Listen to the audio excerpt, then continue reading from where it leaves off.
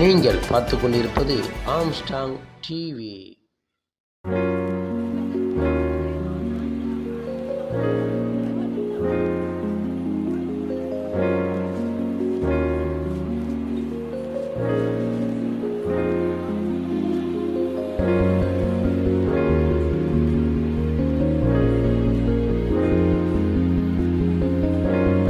உறுதுணையாக இளைஞர்களும் அனைவரும் உறுதுணையோடு நம்ம அவர்களுக்கு ஒற்றுமையோடு உறுதுணையோடு இருக்க வேண்டும் என்ற இந்த நேரத்தில் கேட்டுக்கொண்டு நான் உதயநிதி அவர்கள் பல்லாண்டு வாழ்க வாழ்க என்று வாழ்த்து விடைபெறுகிறேன். நன்றி, வணக்கம். சிறப்பாக நம்முடைய அருமை சகோதரர் சிந்தனை செல்வன் அவர்கள் நம் தமிழ்நாட்டிற்கு, நம் இந்தியாவுக்கு, இங்கே இருக்கின்ற வாழ்கின்ற ஒடுக்கப்பட்ட பிற்படுத்தப்பட்ட மிகவும் பின்தங்கிய மக்களுக்காக அவர்கள் குரல் எழுப்புவார்கள். நேற்று உரையாற்றும் போது கூட அவர்களுக்கு நேரம் இல்லை. அரிய பெரிய கருத்துக்களை சொல்வதற்காக எழுந்தார்கள், ஆனால் நேரம் இல்லை. ஆகவே அவர்கள் மிகவும் சிறப்பாக பேசும் ஆற்றல் மிக்கவர். ஆனால் அவர் பேச்சை கேட்பதற்கு எனக்கு நேரம் இல்லை. ஏனென்றால் நாளைக்கு எங்கள் தொகுதியில் நான் ஒரு 4 திருமணங்களில் கலந்து கொண்டு ஒரு பள்ளியில் நம்முடைய மாண்புமிகு முதல்வர் அவர்களால் தமிழ்நாடு அரசால் வழங்கப்படுகின்ற விலையில்லா மிதிவண்டியை மாணவ செல்வங்களுக்கு வழங்க வேண்டும். ஆகவே அந்த ஏற்கனவே ஒத்துக்கொண்ட காரணத்தினால் அதில் நான் தவிர்க்க முடியாத சூழ்நிலையில் நான் பொதிகை, எங்கள் ஊருக்கு செல்கின்ற, செங்கோட்டைக்கு செல்கின்ற பொதிகை எக்ஸ்பிரஸ் ரயிலை தாம்பரத்தில் போய் பிடிக்கணும். 9 மணிக்கு தாம்பரத்துக்கு வந்துடும் அந்த ட்ரெயின்.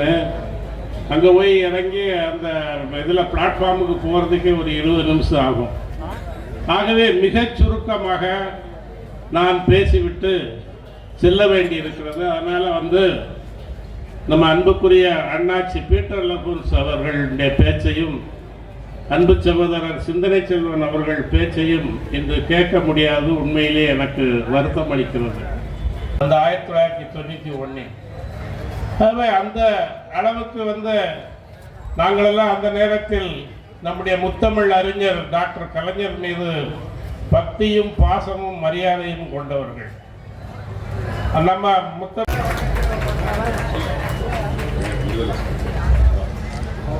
சென்னை மேற்கு மரியாதை செய்கிறார்கள்.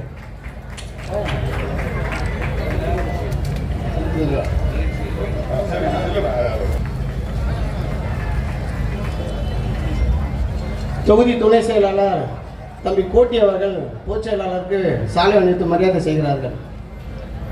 தமிழ்நாட்டு அறிஞர்கள் அல்ல, சர்வதேச அளவிலே அனைவராலும் ஏற்றுக்கொள்ளப்பட்ட அறிஞர்கள், அறிஞர் பர்போரா போன்ற பேராளுமைகள் உறுதிப்படுத்தினார்கள். சிந்து வழி நாகரிகம் என்பது தமிழர் நாகரிகம் தான் என்று. அத்தகைய நாகரிக அடையாளம் இன்று சிந்து சரஸ்வதி நாகரிகமாக களவாடப்படுகிற சூழலில் இருக்கிறது. சிந்தனை செல்வன் படித்திருக்கலாம், எவ்வளவு படித்தாலும் மாண்புமிகு என்கிற முன்னோட்டு எனக்கு கிடைக்காது. ஆனால் 2.25 லட்சம் மக்களின் பிரதிநிதியாக இருக்கிறேன் என்ற ஒரே காரணத்தினால் அந்த மக்களின் அடையாளம் தான் மாண்புமிகு என்பது. அது சிந்தனை செல்வதற்கான அடையாளம், குடியரசின் அடையாளம், ஜனநாயகத்தின் அடையாளம். இந்த ஜனநாயகத்தில் மக்களே மேலாளர்கள் என்று சொல்வதற்கான அடையாளம். சமூக நீதியை பாதுகாக்க உடன்பிறப்பு என்கிற சொல்லி பெருகி கிடக்கிற சகோதரத்துவத்தை, அரசமைப்பு சாசனத்தின் விழுமியங்களை பாதுகாக்க உங்களோடு எப்பொழுதும் களத்திலும் எல்லா தளத்திலும் இணைந்து பயணப்படுவோம் என சொல்லி வாய்ப்பிற்கு நன்றி கூறி நிறைவு செய்கிறேன். நன்றி, வணக்கம். பேச முடியாத கட்டத்திலே வாழ்த்துக்களை நிறைவாக தெரிவித்துவிட்டு விடைபெறுவோம். என் அன்பிற்குரிய நண்பர்களே, ஒவ்வொரு தலைமுறைக்கும் அந்த கால ஓட்டத்திற்கு தகுந்த தலைவர்கள் தேவைப்படுகிறார். நம்முடைய முதலமைச்சரும் கேரளத்திலே இருக்கிறார். இது கேரளத்திலே சுயமரியாதை இயக்கத்தினுடைய 100ஆண்டு விழாவை கொண்டாடுகின்ற இந்த நல்ல நேரத்திலே வைக்கம் போராட்டத்தினுடைய 100ஆண்டு விழா கொண்டாட்டத்திலே கலந்து கொள்வதற்காக இன்று கேரள மண்ணிலே இருக்கிறார். கேரள மண்ணிலே தமிழகத்தினுடைய முதலமைச்சரும்